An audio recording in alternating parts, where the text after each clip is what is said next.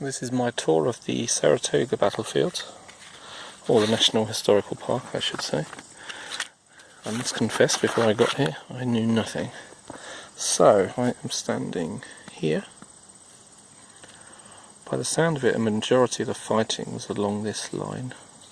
So if I lay it out as I am, I think it's something like that. So I am going to be looking across that way.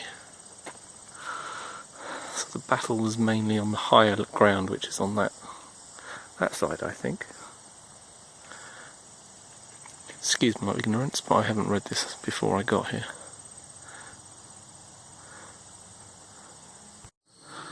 Now this is the second stop on the map, and this is the Daughters of the American Revolution Memorial. And then the little one to the left in the distance is Fokoskescu, I can't pronounce that name. But the red house, that's a farmer's, or the reconstruction of the farmer's house. So the guy who owned the land before the battle lived here, and this is where the American leaders based themselves. I'll have a look at that in a sec. This is some information. So John Nielsen, House and Farm.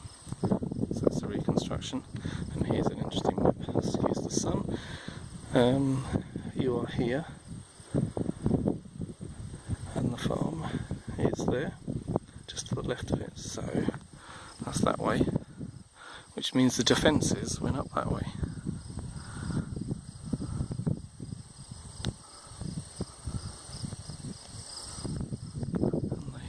They overlooked, well, and this is relatively speaking highland, if you look around.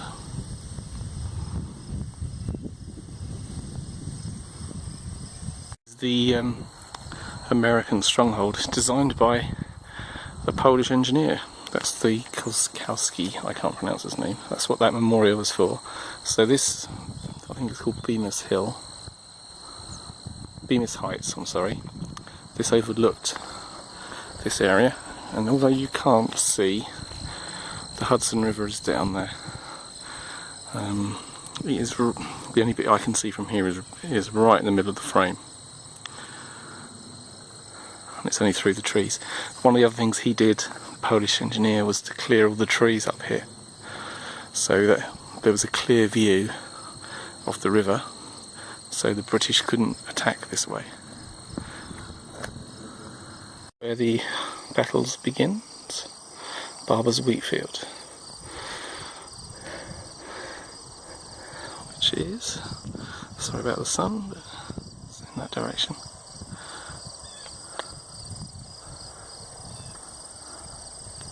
You're looking at the map,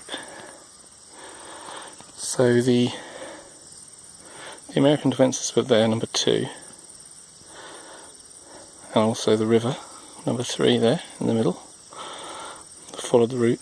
Now I'm at the British line, so the British are across this bit, across the middle of the screen there. So this is the first British redoubt, which is marked with some cannon. There's another one through the trees, if you see the white dot in the middle.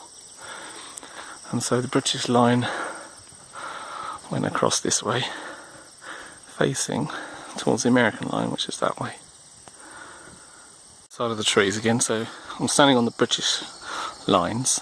Through that gap in the trees is the visitor centre, and to the left, unfortunately straight into the sun, is the American lines.